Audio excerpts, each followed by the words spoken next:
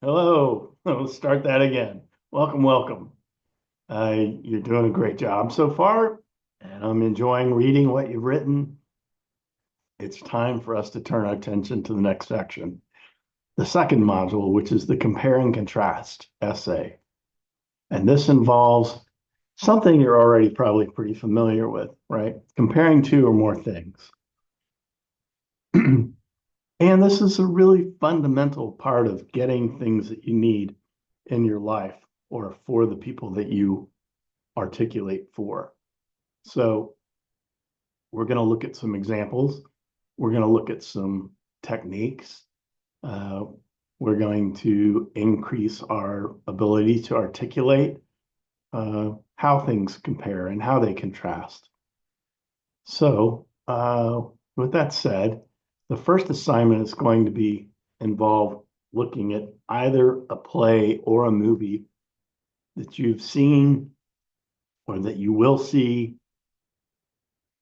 and you're going to compare one of those artistic endeavors with another one, right? With so essentially two movies or two plays. And these for this section, I'm going to do the musical. So you need to find two musicals that are something alike. They've got something that's in common, whether it's the period in which they were written, the 1950s per se, sort of, for instance, or written by the same uh, playwright or choreographer, right? Assembled by the same choreographer and playwright. Or maybe it's or composer also, right? Composers involved in musicals. Um, or the theme is the same, right? Or similar. It has maybe a social justice message like The Color Purple or West Side Story or Hamilton's a good recent example.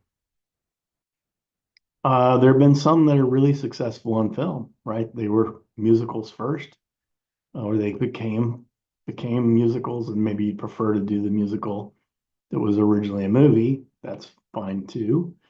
But it's up to you. And I think with this level of creativity and independence, you can come up with something pretty good. Let's look at a list if I can figure this out.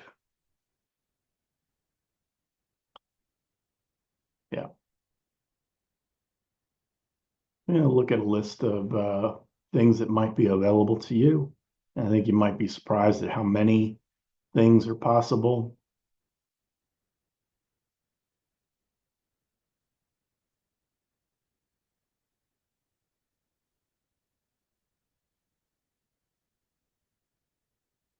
And so we're looking at this. We're looking at a number of things that are possible as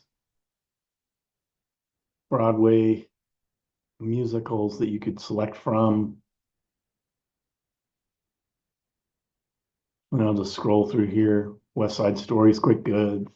Sound of Music, Chicago. All of these are a lot of fun. Grease is a comedic, romantic comedy, basically. Les Miserables, really fine historical piece. Hairspray, again, some humor in there. Little Shop of Horrors, also comedy. Mamma Mia, sort of a romantic comedy there as well. But Dreamgirls has a fantastic social message. And well, The Wizard of Oz is up here, but there's also uh, Wicked just came out, and that's terrific. And there's another one next year. Unfortunately, we don't have the one this next year to work with, but that's good.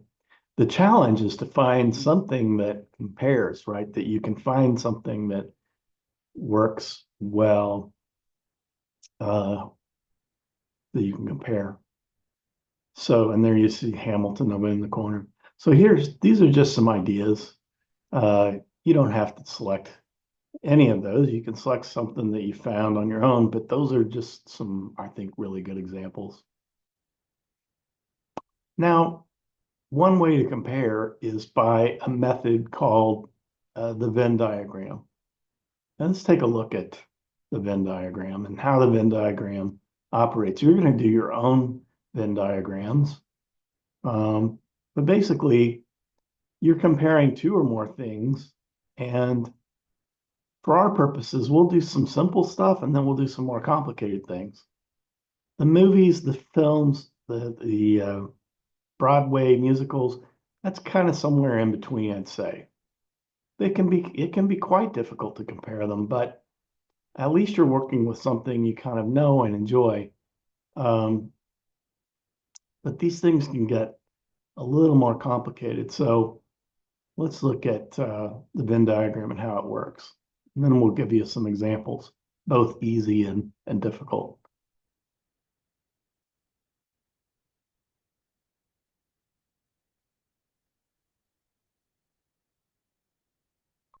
And so we have a little description of the Venn diagram. First, you see some colorful, very professional examples here of what the Venn diagram looks like. Basically, though, it's two circles, right? If you're comparing two things, two Broadway musicals, you'll put the things that are alike in the center where they overlap, and you'll put the things that are different on the side. So you have two subjects in this case, and you're comparing two things. So you might put one movie on one side and another movie on the other side and see how they overlap. How are they similar? The things go in the center. You see, there's some more complicated things. If you had more than one film, you'd go with a diagram that's more like this. Or maybe you've got some fancy environmental work that you need to work over and it requires many more steps. And that might work with something like this. But the Venn diagrams are widely used for business presentations to show the relationship between a collection of sets, not just business, science, literature, other areas. They can be made using PowerPoint shapes, smart graphics. However, they can appear confusing if the color combinations and digital display layout don't follow the presentation's best practices. Now, I'm not requiring that you use a really sophisticated graphics program. You can simply draw two circles and get this to work. But I'd like you to go through here and read this and look at the rest of what it is. But it's an illustration representing sets and the relationship between them. Venn diagrams consist of circles, each representing a set. Everything inside a particular circle is considered an element of the set, while everything outside is not considered an element of the set. If there are elements that belong to two or more sets, the circles are overlapped such that the elements become part of two or more entities. So the Venn diagram in short is named for John Venn, V-E-N-N. And let's just go quickly to some examples. This one's a little more complicated. And we see like we're looking at a lot of AI and robots and so forth recently as development in science and technology. And we have human traits over here on the right, and we have robot traits here on the left. And then in the center, can there be some area of commonality that allows us to work with them? Also, like there are specifics that might lie inside a third circle, which is the environment.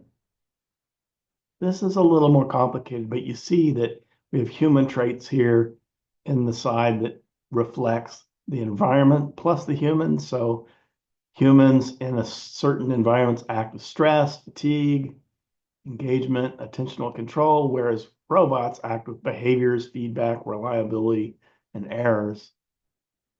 Ultimately, it's important for the human and the robot to understand, or the human to understand the robot use the robot, and have a certain level of expectancy.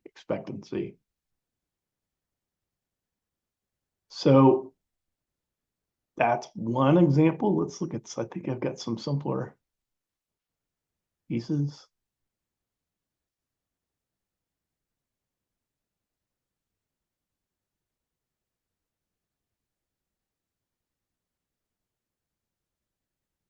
Yeah.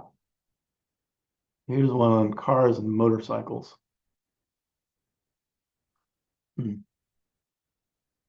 Thought I had it. Just there we are. Oh, smartphones and laptops. Okay. So if we're to compare your smartphone with your laptop, right? Circle A representing the smartphone. Let's say we have to make a decision as to what we're going to purchase. Well, I mean, phone connectivity is pretty darn important, and it's not happening quite as often with the laptop. There are a lot of laptop applications that maybe can allow you to use the phone, but you got to have a phone line. So this is one aspect, or maybe you're trying to decide how much to spend on what thing, right? Or is the laptop necessary? Can I operate with a smartphone and get around? So it's a smaller device, more portable even than the laptop for that reason. It has phone connectivity. It has a high definition camera, which is really useful in quite a few applications. And then if we look at the laptop, it's a larger form. It requires Wi-Fi access. Right? You're going to have some kind of Wi-Fi access. You can't roam on a network the same way, probably. And it has a keyboard, so it's easier to use in a certain aspect because you are able to access that. But they have an awful lot in common, really, more than what's listed here. They both have an internet browser. You can use games on both. You can use it for work, for school, and you can make video calls. You can do Zoom rooms. So you can do Zoom rooms with both. So those are two examples, kind of more difficult and easier. I'm sorry I gave you the more difficult one first, but you can rewind in this great science we have here. I want to show you a PowerPoint presentation on the compare and contrast essay. Very brief and pretty simple.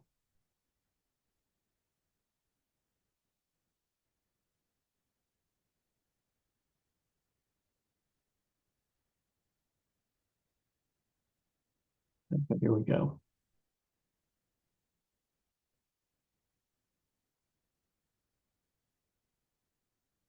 This thing's a little cumbersome sometimes, but we'll get there.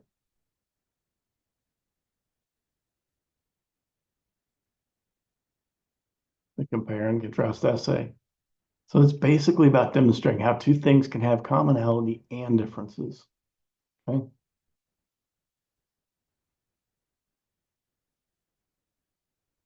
So going to more simple, we see that we have two species. And the first thing I get from students usually is that, well, they're both big cats. Yes, they're really big cats. But you might be surprised to know that one of them is significantly larger than the other. And you might be surprised to know that the tiger is actually sometimes twice as big as a lion. Right? It can be 600 to 800 pounds, where a lion is more like 300 to 400. The difference is that primarily, I would say, in their hunting techniques. So lions have a pride, right? They work with other lions in order to bring down something that they're going to eat, whereas tigers are solitary hunters. If we're going to do more of a comparison, look at them much more closely.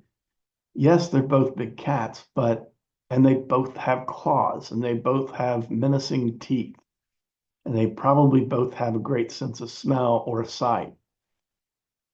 But there are some differences just in the way they look, right? The tiger is rather ornate, whereas the lion is more well suited for the Sahara, you know, where, tall grasses are kind of that beige color. And he can kind of conceal himself and jump out with his tribe or with his pride and make an attack.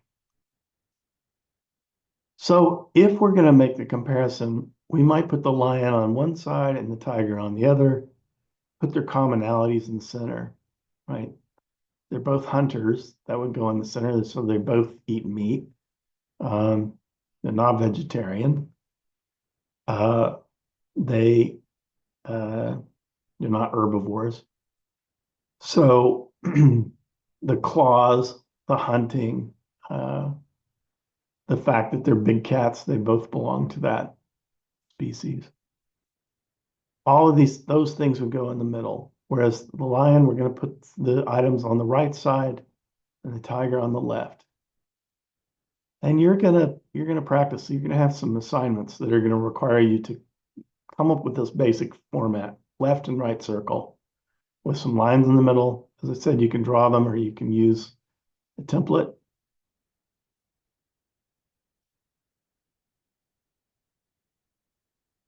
Really important about the compare and contrast essay is there are two different forms, two different ways to construct it. One is called the block pattern. And the block pattern means that you talk about the specific points of a topic A, and then specific points about B, right? So, and then in the conclusion, you make the decisive point about A and often over B. So maybe you have some point that tigers are more intelligent or lions are more intelligent because they are more social creatures. They have to work together in their family units.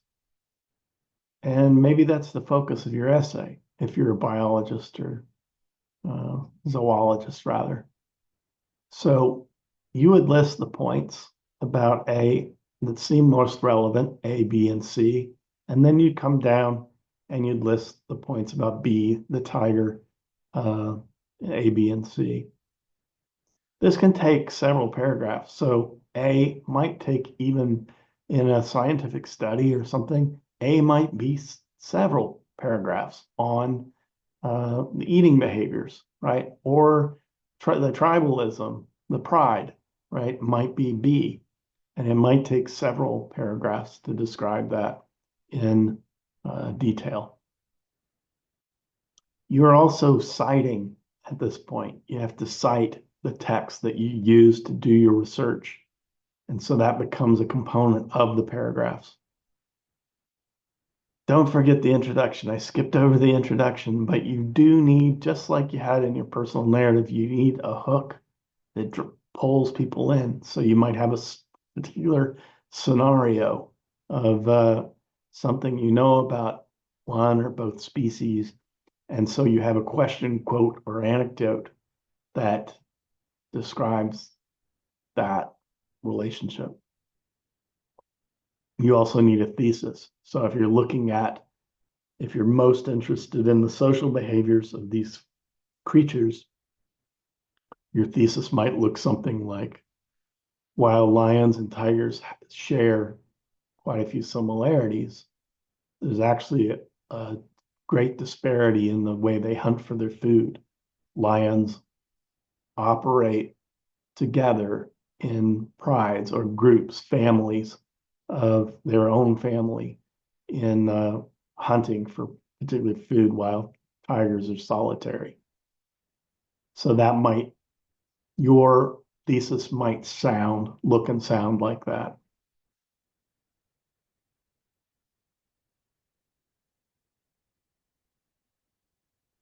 In the alternating pattern, so in this way, it's a little more complicated.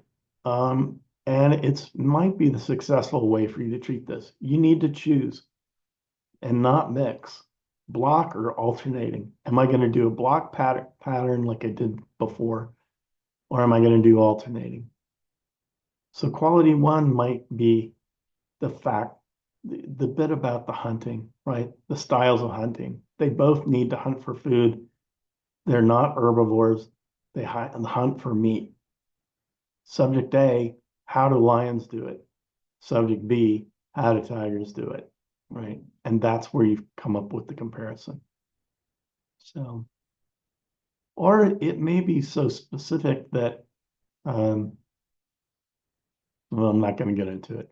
But let's say quality two might be something entirely different, like their the way they mate, or the way that they choose a habitat where they're going to live.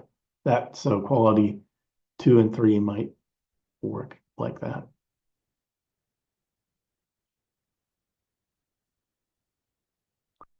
In the compare and contrast essay, one thing, there are some ways that you can enhance your essay. We're going to use a metaphor is one way to think very creatively about describing a particular relationship. And I'll have some material that will show you how to do that.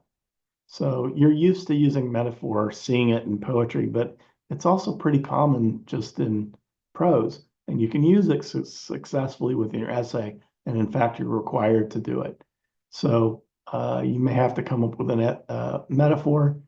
You do have to come up with a metaphor, and that'll be described to you how to do it. And it's actually one of the assignments in the module. Another way that you can distinguish is with these special transition words.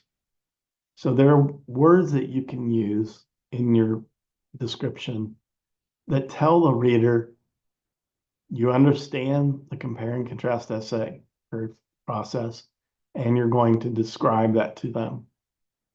So you can contrast things that are different by using different from, less, more than, unlike, but, however, or you can compare things that are similar by saying and, as well as, likewise, alike, in a similar way, either or. So maybe they both, I don't think this is true actually, but maybe both species target the neck, the jugular, as a place to attack because it tends to be more fatal. I think lions probably scratch and claw at various parts of the body, scare the animals, right, into submission or something of that nature, or into a fight. But tigers probably are latching onto the jugular. We see cats do this, right, with the animals. So, but maybe you find out that it's similar behavior in a similar way, right? So I say lions tend to go for the jugular when they're hunting, and in a similar way, tigers tend to attack like this as well, right?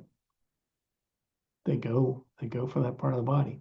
So these are just some examples. Let's look at the assignments. Let's see. And we're looking at the module. Let me shift this over a little bit.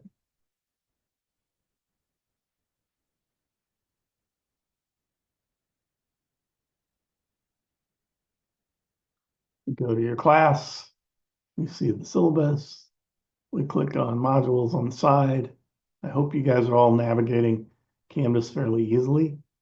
And we look at what your module looks like this time around.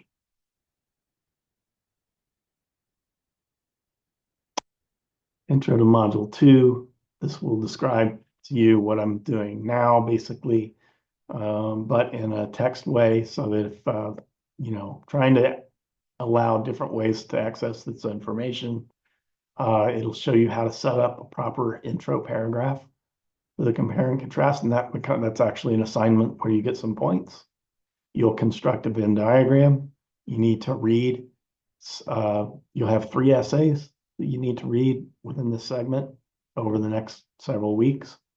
And Mukherjee's 2 Ways to Live in America is a fascinating essay about 2 sisters who are divided basically. They live in different households, and they're Indian people who have settled in North America, and they have different ways of living.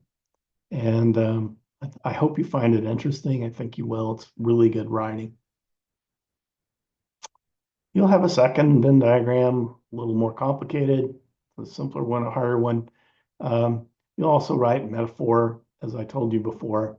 You'll be quizzed on some grammar, making transitions within your essay. You'll compare it. You'll do the compare and contrast rough draft and the peer review associated with it.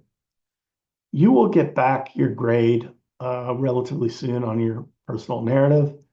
So you'll need to write a self-evaluation, which is a 2-page paper on your progress in the class. This assignment tells you what to do. So basically, you're describing to me and to yourself, more importantly, what you're learning, what you need to learn, how the learning process is going for you in this class. And you can do it handwritten. Just take a picture of it and upload it. So I actually kind of like that way. I'd like you to go to a coffee shop. I'd like you to sit outside in the great weather when it's 70 degrees in February and write something, right, in your notebook about how you're doing this semester, what you need to go forward, what your challenges are. Identify those things. And so the self-evaluation describes to you how to do that. Anyway, I think that's enough for now. I hope you guys are doing well. Do consider dropping in on office hours, right? That's a good way to really get a sense of what's happening in the class when things are so remote. And I also encourage you to continue to reach out to your fellow students to get feedback, to learn and discuss how the class is working for you. And I think you'll find some friends that way. So sometimes really good friends. And that's it for now.